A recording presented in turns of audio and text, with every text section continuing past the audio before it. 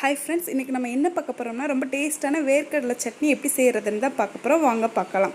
First கொஞ்சம் வேர்க்கடலை எடுத்து எண்ணெய் ஊற்றாமல் வறுத்துக்கணும். எண்ணெய் ஊற்றக்கூடாது, கொஞ்சம் நல்லா பொன்னிறமாக வறுத்துக்கணும். இப்போ நல்லா வறுத்தாச்சு. இதை தனியாக எடுத்து மாற்றிடலாம், ஒரு பாத்திரத்தில் மாற்றிடலாம்.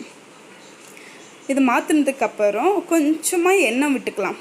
ஒரே 1 டேபிள் ஸ்பூன் எண்ணெய், ரொம்பலாம் வேணாம், 1 டேபிள் ஸ்பூன் எண்ணெய் மட்டும் போதும்.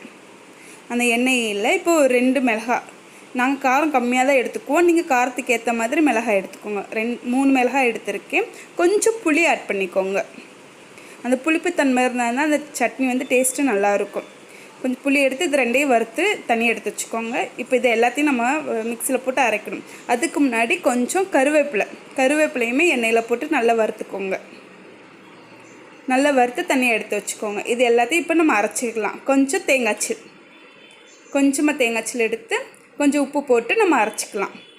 இது இப்போ இதை எல்லாத்தையும் இப்போ நல்லா நைஸாக அரைக்கணும். இப்போ நல்லா நைஸாக அரைச்சாச்சு. இப்போ தாளிக்க போகிறோம். அதே வடைச்சட்டியில் தான் கொஞ்சம் எண்ணெய் விட்டுட்டு கடுகு பருப்பு போட்டு கருவேப்பிலை போட்டு நல்லா தாளித்து எடுத்து கொட்டி வச்சுக்கலாம். Thank you friends. ரொம்ப